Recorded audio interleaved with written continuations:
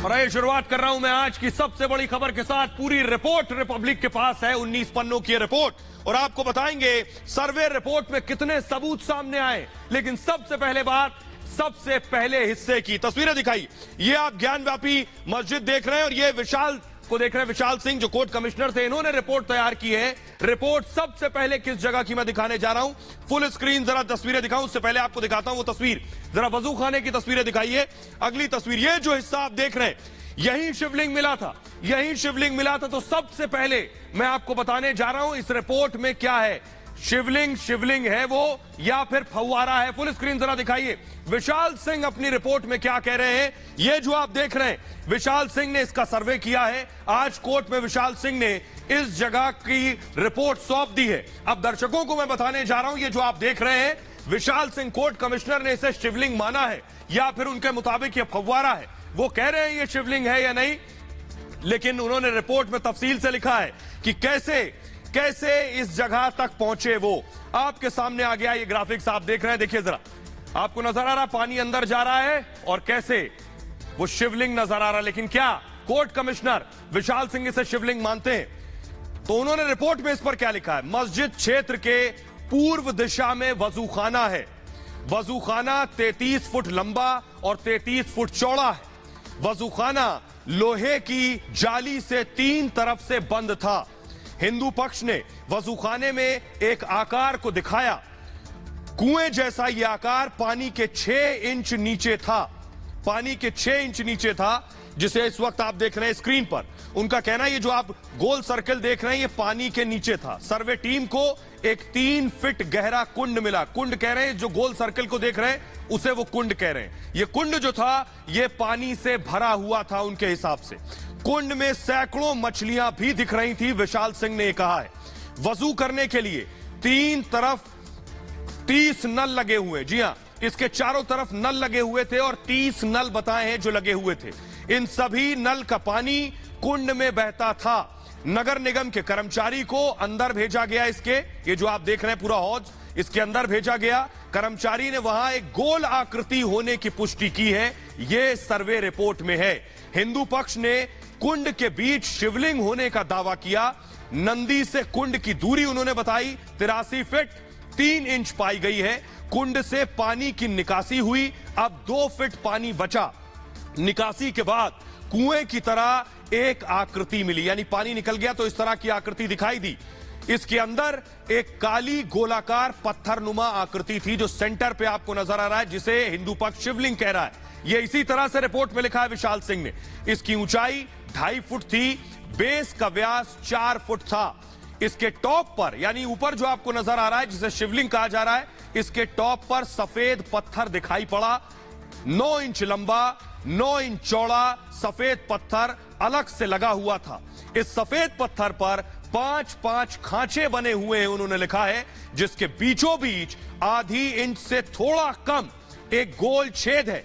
उन्होंने माना है इसके बीच में गोल छेद है। सीख डालकर छेद की गहराई 63 सेंटीमीटर पाई गई है। इसके अलावा और कोई छेद नहीं मिला है। गोलाकार आकृति की बेस का व्यास 4 फुट था, उन्होंने लिखा। हिंदू पक्ष इसी आकृति को शिवलिंग कहने लगे। मुस्लिम पक्ष इस आकृति को फव्वारा बता रहे थे। मुस्लिम पक्ष से पूछा गया कि फव्वारा कब से बंद है, पहले 20 साल फिर 12 साल से बंद होने का दावा किया। अब आप देखिए विशाल सिंह की जो रिपोर्ट विशाल सिंह की मैं आपको दिखा रहा हूं, उन्होंने कहीं एकदम निष्पक्षता के साथ पूरी रिपोर्ट को तैयार किया है।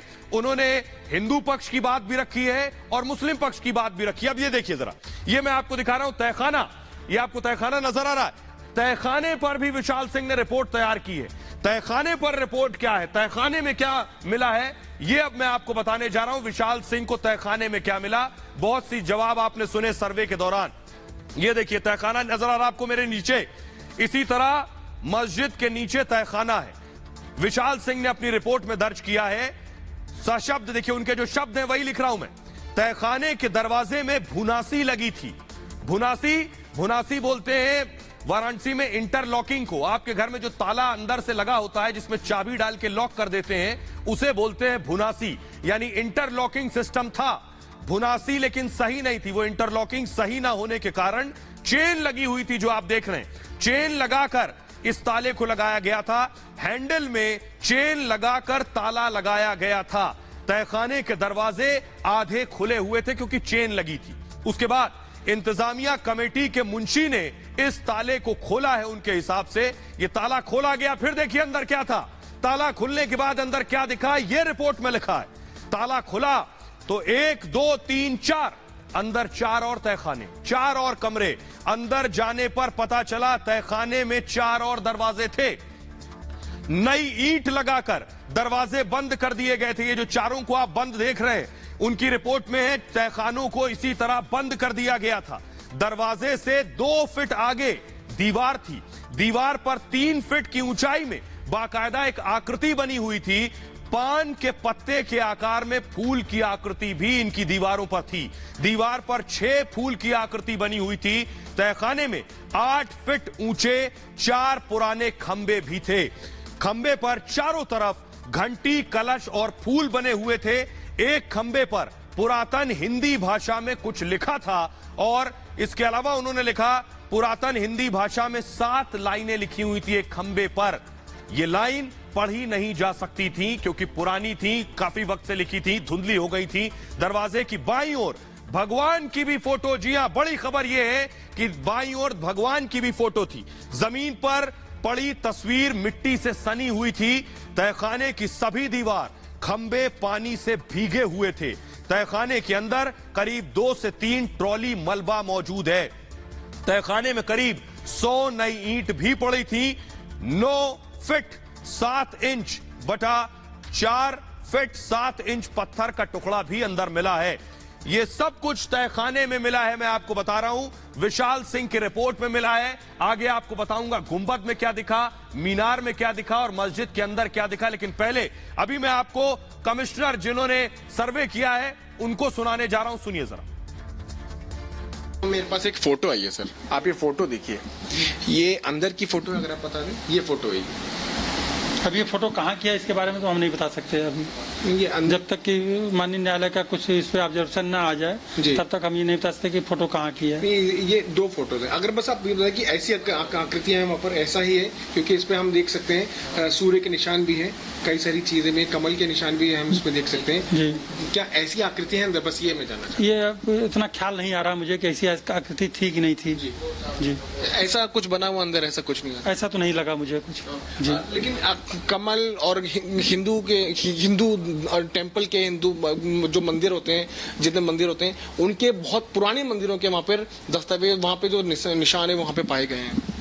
ऐसा तो नहीं कुछ मुझे लगा कि वहाँ पे कोई ऐसा निशान या अवशेष कुछ प्राप्त हो। और बाकी जो चीज़ें मिली या जो भी चीज़ दिखाई पड़ा, सबका वीडियोग्राफ्स, फोटोग्राफ्स बनाया गया है।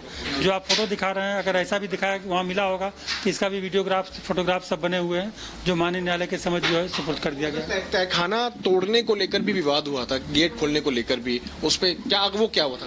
तहखाना तोड़ने के लिए उस पर माननीय न्यायालय का ये आदेश था कि अगर तहखाना में गेट में ताला बंद है और वो अगर नहीं खुल रहा है, उसकी चाबी नहीं है, तो प्रशासन उसमें सहयोग करे, उसको वादी पक्ष और प्रतिवादी पक्ष की उपस्थिति में उस ताले को तोड़ करके उसका फिर पूरा सर्वे हो, फिर एक नया ताला लग करके फिर उस ताला बंद करके फिर उसको उचित स्थान पे रखवा दे। ये हुआ था। आखिरी प्रश्न में लूंगा, एक चीज निकल के सामने साफ साफ आई है कि जो पश्चिमी दीवार है वो मंदिर का हिस्सा है। आपको देखकर क्या लगा? अब तो मुझे देखने से नहीं लगा है, लेकिन वो उसकी भी वीडियोग्राफी और फोटोग्राफी हुई है। हो सकता है माननीय न्यायालय को देखने से या माननीय न्यायालय कोई उस पर आदेश करे। पश्चिमी दीवार जो है वो उसकी वहाँ की बनावट, वहाँ की जो चीजें, वो क्या मस्जिद से अलग दिखी? ऐसा तो नहीं मुझे लगा। पूरा स्ट्रक्चर एक जैसा दिखा। जी। और आइए अब मैं आपको बताने जा रहा हूं, आपने सुन लिया कोर्ट कमिश्नर को, लेकिन मस्जिद के अंदर क्या दिखा, तहखाने में क्या दिखा, बाहर वजू खाने पर क्या दिखा, तो जान लिया। मस्जिद के अंदर क्या दिखा, ये जो आप देख रहे हैं ये मस्जिद की तस्वीर है। फुल स्क्रीन तरह इस तस्वीर को एक बार दिखाइए। ये तस्वीर देखिए, ये मस्जिद के अंदर की तस्वीर आप देख रहे हैं। यही नमाज पढ़ी जाती है। इसको जरा ऊपर कीजिए क्रॉप करके। ये आप देखिए, ये मस्जिद के गुंबद आपको नजर आ रहा है, लेकिन नीचे जो आप परिसर देख रहे हैं, नीचे की जो आप देख रहे हैं, बॉटम हटाइए, नीचे जो आप देख रहे हैं ये है मस्जिद का परिसर। ये मस्जिद के अंदर है, यहीं खड़े होकर नमाज पढ़ी जाती है। और जो गोल सा आपको नीचे नजर आ रहा है, उसके ठीक नीचे जो शेड है, यहीं वो शिवलिंग मिला है, यहीं वो नमाजें पढ़ी जाती है। इसके अंदर भी सर्वे की टीम गई थी। आइए अब आपको बताता हूं, सर्वे की टीम जब अंदर गई तो आखिर सर्वे की टीम को अंदर मस्जिद के क्या क्या मिला है जिस जगह नमाज होती है। ये देखिए जरा अंदर, मैं आपको बताऊं, मस्जिद के अंदर मुस्लिम पक्ष की अनुमति से मस्जिद के अंदर सर्वे किया गया और अंदर दीवार पर त्रिशूल की आकृति पत्थर पर खुदी हुई थी। इसके अलावा जो मैं बगल में आपको दिखा रहा हूं किस चीज की आकृति भी थी वो भी देख लीजिए जरा। स्वस्तिक, बगल में ताखा में स्वस्तिक की आकृति खुदी हुई थी। उसके बाद देखिए हिंदू पक्ष का दावा है परिसर में ऐसी कई आकृतियां मौजूद हैं। मस्जिद में दरअसल बिछी चटाई को हटाया गया, जो चटाई नमाज पढ़ने के लिए बिछाई जाती है उसे हटाया गया, और जब चटाई को हटाया गया तो फर्श पर चुनार पत्थर की 2 बाय 2 फीट का पत्थर लगा हुआ था नीचे। पत्थर ठोकने पर लगा कि फर्श के अंदर खोखला है, पत्थर को ठोक कर देखा गया, अंदर खोखला नजर आया। प्रतीत होता है कि मलबे पर फर्श बना दिया गया, यह उनका कहना है। प्रतीत होता है कि मलबे पर फर्श तैयार कर दी गई। मुस्लिम पक्ष ने इस दावे को सिरे से खारिज कर दिया। उनका कहना था इस्लाम में खोखली जगह पर नमाज ना पढ़ने का दावा किया। मस्जिद में 3 फीट ऊंचा मंडप भी अंदर मिला है। इस मंडप पर भी मंदिरों जैसी कलाकृतियां बनी है। सब कमिश्नर ने अपनी रिपोर्ट में लिखा है। इमाम के बैठने की जगह पर भी कलाकृतियां बनी हुई, जहां इमाम बैठते हैं वहां भी कलाकृतियां हैं। ऊपर ताखा में त्रिशूल की कलाकृतियां खुदी हुई हैं ताख पर। मुस्लिम पक्ष ने इन दावों को खारिज कर दिया जो कोर्ट कमिश्नर ने किए हैं। लेकिन आइए इतना ही नहीं, अब आइए अब मैं आपको दिखाने जा रहा हूं एक दीवार आपने सबसे ज्यादा पिछले 8 दिनों में 10 दिनों में टीवी पर देखी होगी।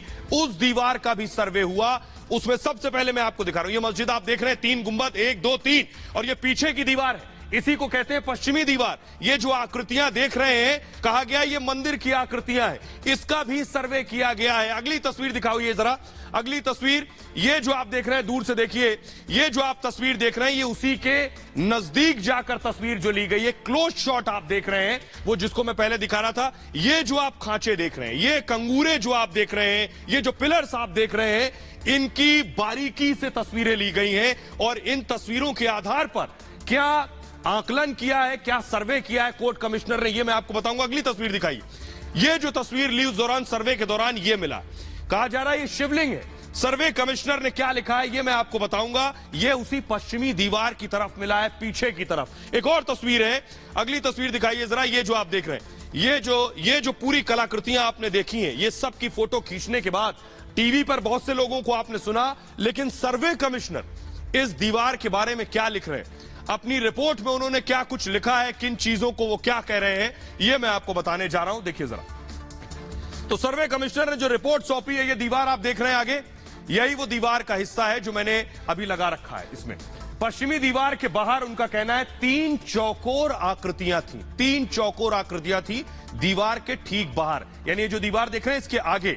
अब ये क्या है, मुस्लिम पक्ष ने कहा ये कब्र है, बहुत से लोग कहते हैं दारा शिकोह की कब्र है। हिंदू पक्ष ने इसे पुराना चबूतरा पत्थर बताया। पश्चिमी दीवार पर हाथी के सूंड की कलाकृतियां हैं। ये जो पश्चिमी दीवार है इस पर उनका कहना है हाथी के सूंड की कलाकृति है। ये कलाकृतियां टूटी हुई हैं। दीवार के पत्थरों पर स्वस्तिक के निशान भी है, उनका कहना है। पश्चिमी दीवार पर त्रिशूल की आकृति और कलाकृति भी बनी हुई है। दीवार पर पान के चिन्ह भी खुदे हुए हैं। इन दीवारों पर घंटियां जैसी कलाकृतियां भी खुदी हैं। देखिए, सर्वे कमिश्नर ने जो देखा वो लिखा है, वो कुछ तय नहीं करा है उन्होंने। ये कौन तय करेगा, अदालत तय करेगी। कमिश्नर ने सिर्फ रिपोर्ट जो दिख रहा है वो लिख दिया। कलाकृतियां प्राचीन मंदिर शैली जैसी हैं। दीवार के पीछे 2 खंबे बाहर की तरफ निकले हुए हैं। ये खंबे बीच में खंडित हैं, उनका कहना है। ऐसा प्रतीत हो रहा है कि बीच से इन्हें खंडित किया गया है। हिंदू पक्ष ने इस खंबे को लेकर दावा किया है। उत्तर में भैरव, दक्षिण में गणेश मंदिर की दीवार का दावा है और दीवार के बीच पड़े मलबे को हटाने की मांग की गई है। मुस्लिम पक्ष ने हिंदू दावों को खारिज किया है। बिल्कुल निष्पक्षता के साथ कोर्ट कमिश्नर ने अपनी बात लिखी है। दोनों पक्ष ने क्या कुछ कहा, आइए अब आपको सुनवाता हूं मैं। याचिकाकर्ता इस मामले में क्या कह रहे हैं रिपोर्ट आने के बाद और उनके वकील क्या कह रहे हैं, सभी को सुनिए। पश्चिम की तरफ आए थे जब हम, तो वहाँ पे वादी पथ से ने बताया कि यहाँ जो है ये सिंगार गौरी का स्थान है। तो मैंने उनसे पूछा क्या ये सिंगार गौरी वही है जिसका दावा आप लोगों ने किया है?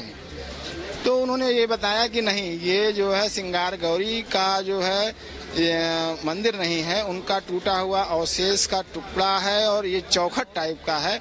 क्योंकि हम लोग अंदर नहीं जा पाते हैं, इसलिए चौखट को ही सिंगार गौरी मान के इसकी पूजा ही करते हैं। पश्चिमी दीवार जहाँ मैंने किया हुआ है, मैं तो अंदर गया जा नहीं पाया उस समय, जो है जितना मेरा रिपोर्ट में है उस हिसाब से पश्चिमी दीवार का जो स्ट्रक्चर है वो पूर्णतः मंदिर है। पूर्णतः मंदिर है। आप ये बहुत बड़ी बात बोल रहे हैं, पूर्णतः मंदिर है पश्चिम दीवार के। हाँ, पूर्णतः मंदिर का ही जो है पूरा सेफ है, ऐसा कभी मस्जिद हो ही नहीं सकता। सोहन लाल जी, अजय मिश्रा ने 2 दिन की रिपोर्ट फाइल कर दी है। उसमें साफ लिखा हुआ है कि बहुत सारी आकृतियां, देवी देवताओं की कलाकृतियां हमने देखी हैं। क्या कहेंगे आप? यह सत्य है। 6-7 मई को जब जांच कमिश्नर थे, उनके द्वारा संपादित की गई जो है, हम लोग भी उसमें थे, जो 125 बाई 125 लंबाई और चौड़ाई जो वर्गाकार था, बाहर चुके थे, मस्जिद में प्रवेश नहीं कर पाए थे। उनको मिले हुए स्वस्तिक चिन्ह, कमल के पुष्प और काफी प्रमाण जो है मिले हुए थे, और वह जो दिए सब हिंदू समर्थन में, मंदिर के समर्थन में, यह सब जो प्रमाण दस्तावेज मिले। श्रृंगार गौरी को लेकर आप लोग सबसे पहले कोर्ट गए थे। अब रिपोर्ट जो 2 दिन की आई है उसमें कहा गया है कि अवशेष मिले हैं, दीवार पर सिंदूर लगा हुआ मिला है, जो साबित करता है कि यहाँ पर पूजा अर्चना होनी चाहिए। बिल्कुल हो रही है। चैत की नवरात्रि को, चतुर्थी को कुछ समय के लिए दर्शन पूजन होता था। जो आइए अब मैं आपको बताता हूं कि गुंबद में क्या मिला है। गुंबद की तस्वीरें सबसे पहले दिखाऊं मैं। ये जो आप देख रहे हैं, ये गुंबद आपको नजर आ रहे हैं, 1, 2 और उसके बगल में 3 गुंबद इस ज्ञानव्यापी मस्जिद में है। गुंबद की दूसरी तस्वीर दिखाइए जरा अंदर की। जब मस्जिद के अंदर आप दाखिल होंगे तो अंदर जाने के बाद जब ऊपर आप देखेंगे तो ऊपर आपको इस तरह से गुंबद नजर आएगा अंदर से। इसकी भी जो तस्वीरें ली गई हैं, इसमें क्या नजर आया है सर्वे कमिश्नर विशाल सिंह को, आइए आपको बताते हैं। इससे पहले बहुत सी चीजें आपने सुनी, लेकिन ऑथेंटिक रिपोर्ट विशाल सिंह ने तैयार की है। देखिए जरा क्या लिख रहे हैं वो। ये गुंबद आप देख रहे हैं, गुंबद पे लिखा गया है सभी गुंबदों की नाप ली गई है। उन्होंने लिखा है तीसरे गुंबद के अंदर एक पत्थर मिला है, और वो पत्थर क्या किस काम का था? पत्थर एक सीढ़ी के तौर पर प्रतीत होता है। उन्होंने लिखा पत्थर पर फूल, पत्ती और कमल की बनावट है, और तीनों गुंबद के नीचे शंकुकार शिखर नुमा आकृति मिली है। गुंबद के नीचे जो दूसरी तस्वीर मैंने आपको दिखाई, अंदर से जब आप देखेंगे, हिंदू पक्ष ने इसे प्राचीन मंदिर के ऊपर का शिखर बताया। आप देखिए वो दोनों पक्षों के बारे में लिख रहे हैं। उन्होंने उस सर्वे के दौरान हिंदू पक्ष से पूछा आप इसे क्या कहते हैं, उन्होंने उसके बारे में बताया, वो लिख दिया। मुस्लिम पक्ष से पूछा, उन्होंने जो बताया वो लिख दिया। यही रिपोर्ट है। मुस्लिम पक्ष ने इस दावे को खारिज किया, वो ये भी लिख रहे हैं।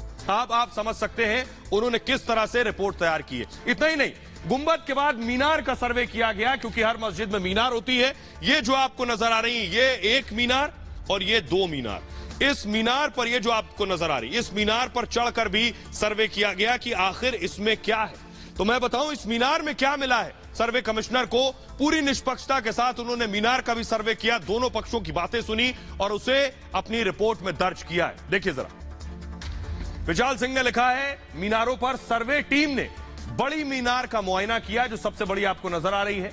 मीनार के नीचे दरअसल एक सीढ़ी बनी हुई थी, और सीढ़ी के बगल में कुछ चीजें खुदी हुई हैं। हिंदू पक्ष का दावा है कि मंत्र लिखा हुआ है, यानी मीनार पर चढ़ने के लिए जो सीढ़ी है उसके बगल में कुछ खुदा है। हिंदू पक्ष का दावा है ये कोई मंत्र लिखा है। मुस्लिम पक्ष का दावा है चूने का लेप लगा हुआ है। पुराने लेप में फटे के निशान होने का दावा किया है उन्होंने।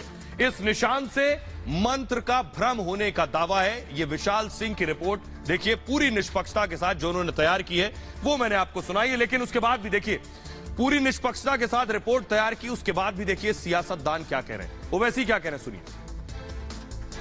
जिसको पिटिशनर ने कहा कि इसको बना दो, जिसको इंतजाम कमेटी का इसको मत बनाइए, सर्वे मत कराइए, उसी ने रिपोर्ट लीक कर दी और पूरे टीवी चैनल्स पर उस रिपोर्ट को दिखाया जा रहा है। और कल कोर्ट, सुप्रीम कोर्ट उसमें अपना फैसला सुनाने वाला है। तो क्या मजाक हो रहा है? कोई बताइए आप, कैसे बगैर कोर्ट को, लोअर कोर्ट को रिपोर्ट दिए मीडिया के पास रिपोर्ट कैसे चले गई? इंतजामिया कमेटी के पास रिपोर्ट नहीं है, कैसे रिपोर्ट चलेगी? आखिर आप बताना क्या चाह रहे हैं? ज्ञानव्यापी के बारे में वो क्या निर्णय लेंगे और किसकी बात करते हैं, उनको खुद इस बात के लिए सोचना चाहिए। उनके पास इसका कोई जवाब नहीं है कि ज्ञानव्यापी नाम क्यों है मस्जिद का। कि ये लोग जो है मुसलमानों को भड़काने का काम, उकसाने का काम कर रहे हैं, वो वैसे भी मुसलमानों को भड़काने का काम कर रहे हैं, क्योंकि इनके पास कोई सोच नहीं बची है। सिर्फ एक ही बात बची है कि मुसलमानों को भड़काएं ताकि विवाद पैदा हो। ज्ञानवापी के मामले में कांग्रेस का पक्ष साफ है कि इस देश में महंगाई बढ़ती जा रही है, रुपए का अवमूल्यन होता जा रहा है, बेरोजगारी बढ़ती जा रही है। और यह मामला आपको बताऊं, आज सुप्रीम कोर्ट भी पहुंच गया। देश की सबसे बड़ी अदालत में, सुप्रीम कोर्ट में इस मामले की आज सुनवाई हुई। और सुप्रीम कोर्ट ने सुनवाई करते वक्त आखिर क्यों लोअर कोर्ट पर रोक लगा दी सुनवाई करने से? कोर्ट में क्या हुआ, सबसे पहले मैं आपको बताता हूं। कोर्ट में आज दोनों पक्षों को हाजिर होना था और कोर्ट में ज्ञानव्यापी पर सुनवाई होनी थी। देखिए जरा सुप्रीम कोर्ट में क्या हुआ। हिंदू पक्ष पहुंचा। हिंदू पक्ष ने कहा हमने अभी हलफनामा दाखिल नहीं किया है। उन्होंने कहा जवाब दाखिल करने के लिए मुझे वक्त चाहिए, समय दिया जाए। वकील हरिशंकर जैन के बीमार होने का उन्होंने हवाला दिया। और मुस्लिम पक्ष ने कहा आज ही मामले की सुनवाई हो।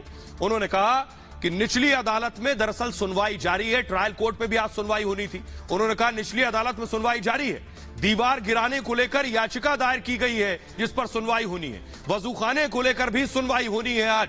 इसके बाद सुप्रीम कोर्ट ने कहा कि निचली अदालत कोई फैसला नहीं लेगी, फैसला लेने पर रोक लगाई। मामले की सुनवाई अब कल होगी।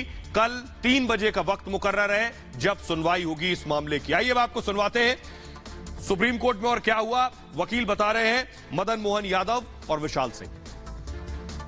सर्वोच्च न्यायालय का आदेश सर्वोपरि है, उसके आदेश का पालन करना सबकी जिम्मेदारी है और हम लोग उसका पालन किया जाएगा। दोनों पक्षों के द्वारा लगातार प्रार्थना पत्र इसमें दिया जा रहा था। सोमवार 17 तारीख को, 18 को और आज भी कई प्रार्थना पत्र विपक्षी द्वारा दिया गया है, मुस्लिम पक्ष के द्वारा।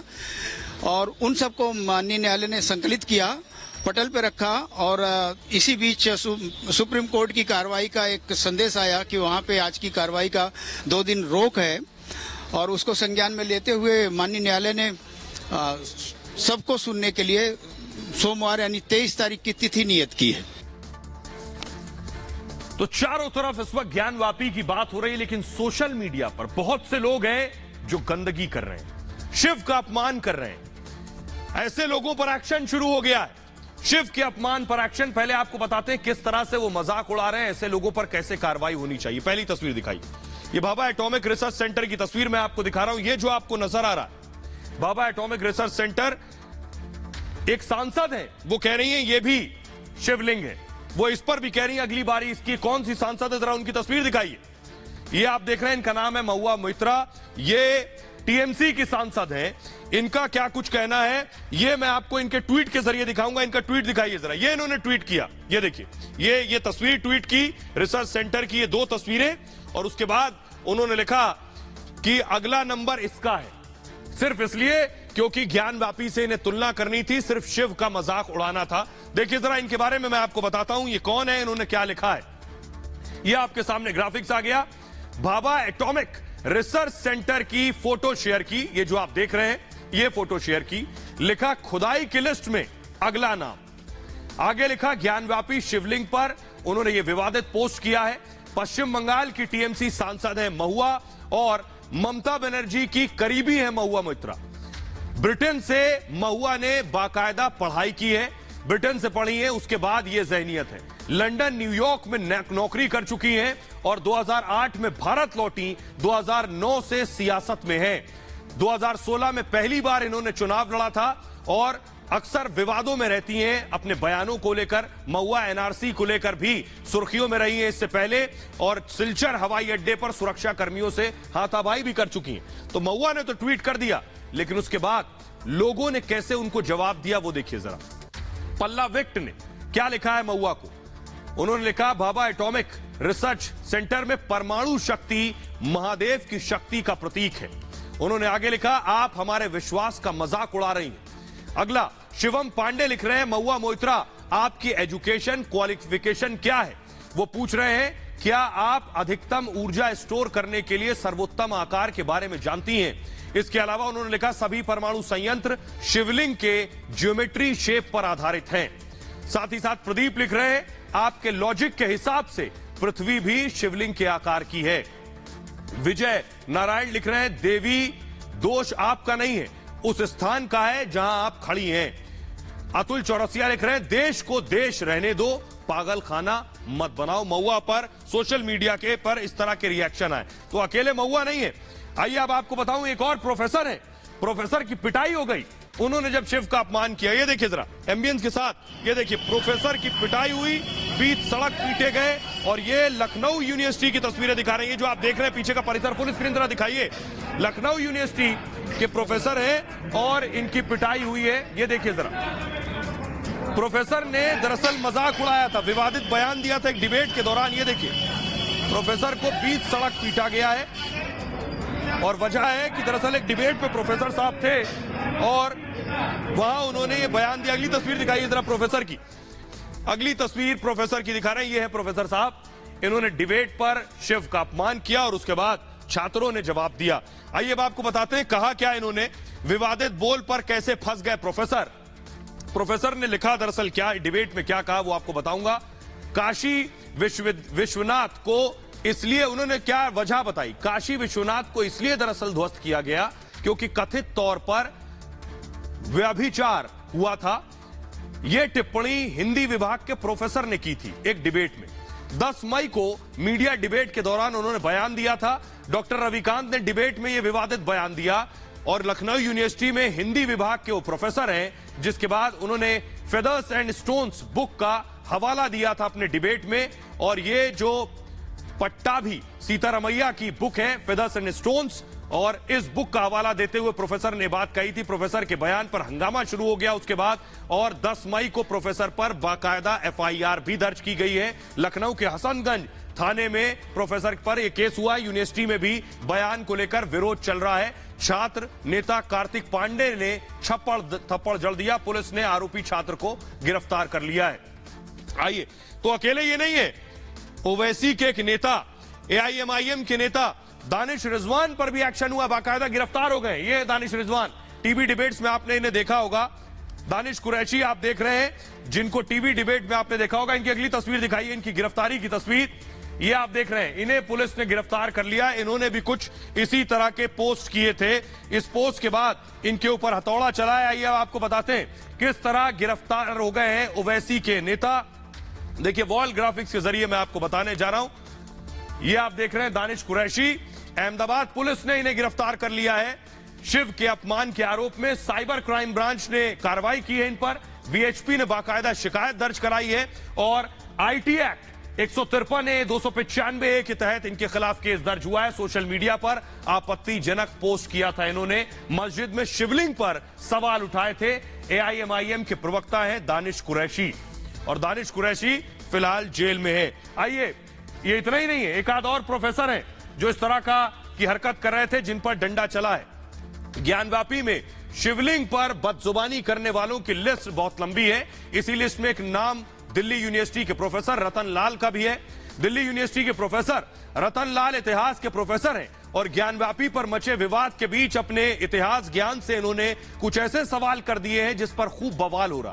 प्रोफेसर ने शिवलिंग को लेकर अभद्र भाषा का इस्तेमाल किया है, जिसे लेकर अब वो बुरी तरह से फंस गए। आपको बताऊं, प्रोफेसर पर गिरफ्तारी की तलवार लटक रही है।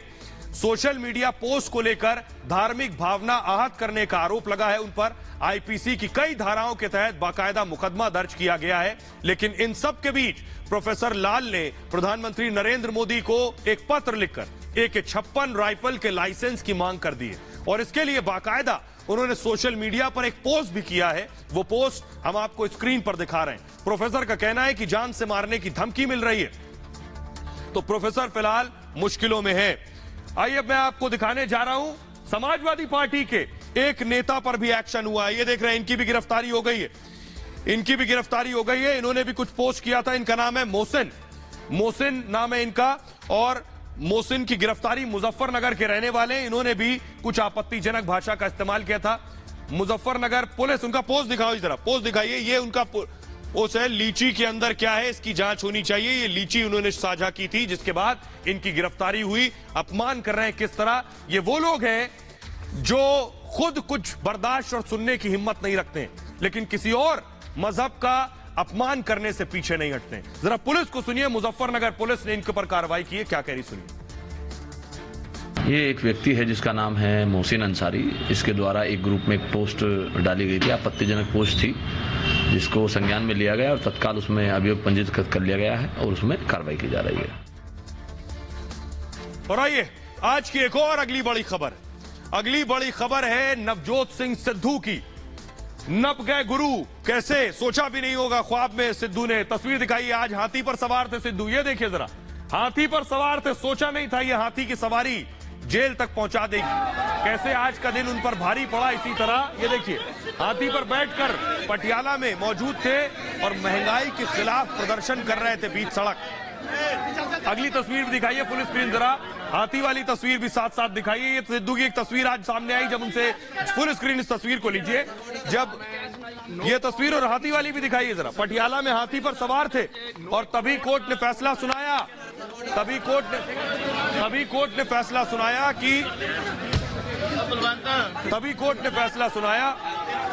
कि हाथी से सीधे जेल में सरेंडर करें। देखिए जरा, तो ये आप देख रहे हैं, नवजोत सिंह सिद्धू ने भी सपने में नहीं सोचा होगा कि ये हाल हो जाएगा। सिद्धू को जेल जाना होगा। मूव करेंगे ग्राफिक्स। सुप्रीम कोर्ट ने 1 साल की सजा सुनाई है नवजोत सिंह सिद्धू को। कोर्ट ने कठोर कारावास की सजा दी है, यानी जेल में सिद्धू को काम करना होगा। रोड रेज केस में सुप्रीम कोर्ट का यह फैसला आया है। सिद्धू पर गैर इरादतन हत्या का आरोप था। 34 साल पहले पटियाला में सिद्धू ने एक पर हमला किया था, जिसमें हाथापाई में एक बुजुर्ग की मौत हो गई थी। और मूव करिए फास्ट। पहले फैसले में सुप्रीम कोर्ट ने सिद्धू को छोड़ दिया था, आपको बताऊं, यानी इससे पहले सुप्रीम कोर्ट ने जो फैसला सुनाया था उसमें सिद्धू को छोड़ दिया गया था। तब केवल 1000 रुपए का जुर्माना लगाया गया था सिद्धू के ऊपर। रिव्यू पिटीशन के बाद, यानी छोड़ने के बाद रिव्यू पिटीशन लगाई गई। रिव्यू पिटीशन के बाद अब सुप्रीम कोर्ट ने अपना फैसला बदल दिया, यानी पुनर्विचार याचिका में फैसला बदल दिया गया और 1 साल के कठोर कारावास का ऐलान किया है नवजोत सिंह सिद्धू ने। इस दौरान संस्कृत के एक श्लोक का भी कोर्ट ने जिक्र किया। जरा श्लोक को ध्यान से सुनिए। जज ने क्या लिखा, पापी को उम्र, समय, शारीरिक क्षमता के हिसाब से दंड मिले। कोर्ट ने आगे कहा, दंड ऐसा भी नहीं हो कि वो मर ही जाए। कोर्ट ने आगे कहा, दंड उसे सुधारने, सोच को शुद्ध करने वाला हो। अपराधी के प्राणों को संकट में डालने वाला दंड उचित नहीं है, यह कोर्ट ने अपनी टिप्पणी में कहा है। लेकिन सिद्धू ने इस बीच ट्वीट किया। जल्दी से आइए, सिद्धू ने ट्वीट किया जैसे ही उन्हें सजा का ऐलान हुआ। सिद्धू क्या लिख रहे हैं वो देखिए जरा। सिद्धू लिख रहे हैं, अदालत का फैसला सिर आंखों पर। लेकिन सिद्धू के लिए अब मुश्किलें यहीं खत्म नहीं होती। जरा सुनिए भी, सिद्धू से जब मीडिया ने सवाल पूछा कि कब सरेंडर करेंगे, अब तो जेल जाना होगा, क्या कहा सिद्धू ने, सुनिए।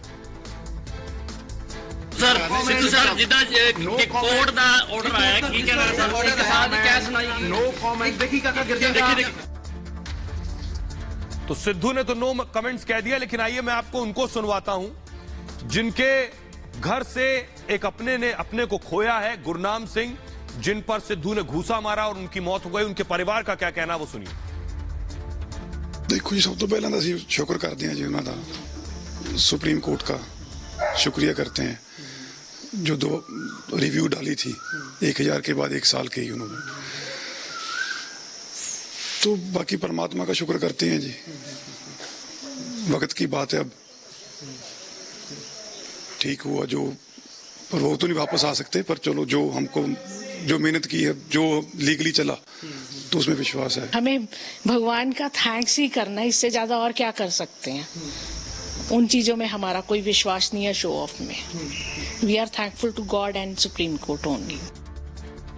अब आइए आपको बताता हूं कि जेल में सिद्धू को कैसे रहना होगा। आखिर कैसे कटेंगे सिद्धू के दिन। थोड़े बहुत नहीं, 1 साल जेल में रहना होगा। दूसरा कोई विकल्प है नहीं सिद्धू के पास। ये देखिए जरा, सिद्धू अकेले नहीं है, पड़ोस में देखिए बगल में कौन खड़ा है, विक्रम मजीठिया इसी जेल में है। खबर है कि सिद्धू को पटियाला जेल में रखा जाएगा। आपको बताऊं, विक्रम मजीठिया जो उनके बगल में आप देख रहे हैं, विक्रम मजीठिया भी पटियाला की इसी जेल में बंद है और सिद्धू और मजीठिया में 36 का आंकड़ा है। सोचिए, सियासत में 36 का आंकड़ा और जेल में वही मिल गए। ऐसे में सिद्धू के लिए अजीबोगरीब स्थिति होगी। इतना ही नहीं, सिद्धू को कैदियों वाली ड्रेस भी पहननी होगी क्योंकि सजा सुनाई गई और उस ड्रेस पर उन्हें बाकायदा कैदी नंबर भी लगाना होगा। उन्हें आम कैदियों की तरह जेल में रहना होगा। घर का खाना और कपड़ा नहीं मिलेगा, जेल का खाना, जेल के कपड़े। जेल में ऑर्डर पर काम करना होगा बाकायदा। जेल का टाइम टेबल भी सिद्धू को फॉलो करना होगा। मैनुअल के मुताबिक सुबह जल्दी उठना होगा, सूर्यास्त से पहले सेल में चले जाना होगा, सेल में जाने से पहले बाकायदा गिनती देनी होगी। नाश्ते में देखिए चाय के साथ पोहा, ब्रेड, चना, बिस्किट या उपमा परोसा जाएगा सिद्धू को। लंच और डिनर में दाल, चावल, सब्जी और 2 से 4 रोटियां दी जाएंगी। तो सिद्धू के लिए मुश्किल भरे दिन आ गए हैं। सिद्धू ने कभी सपने में भी नहीं सोचा होगा, जिस दौरान 34 साल पहले सिद्धू कुछ और हुआ करते थे, तो सिद्धू ने उस दौरान हाथापाई की, घूसा मारा और 34 साल बाद सजा हुई। बहरहाल आप अपना बहुत ख्याल रखिए। एक छोटे से ब्रेक के लिए रुक रहे हैं, लौट रहे हैं कुछ और बड़ी खबरों के साथ।